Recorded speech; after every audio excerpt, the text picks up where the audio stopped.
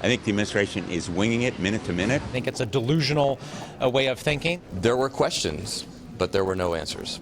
Democrats were united as they left the classified briefings on Wednesday, accusing the president and his aides of ousting Venezuela's president Nicolas Maduro without a good plan for what comes next. If anybody comes out of here saying that they didn't get a clear picture of what this looks like moving forward, they're not being truthful. But Republican lawmakers told a different story, arguing it's in America's interest to have Maduro gone. It was justified because Maduro is a narco-terrorist. He was involved with international criminal regimes that were doing great harm to the American people. It's not just winging it. Secretary of State Marco Rubio refuted the Democrats' criticism. Rubio said that the administration has a three-part plan that begins with blockading sales of Venezuelan oil to pressure the new Venezuelan government into accepting U.S. policies. The second phase will be a phase that we call recovery, and that is ensuring that American, Western, and other companies have access to the Venezuelan market in a way that's fair. Also, at the same time, begin to create the process of reconciliation nationally within Venezuela. Finally, Rubio says phase 3 will focus on a transition to a more democratic government.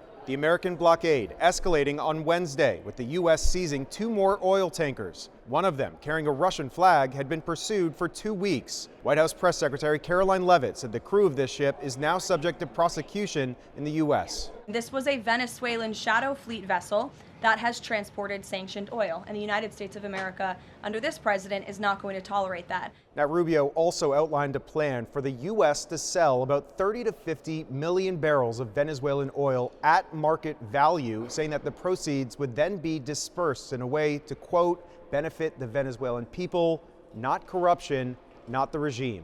Reporting here on Capitol Hill, I'm Koslof, Spectrum News.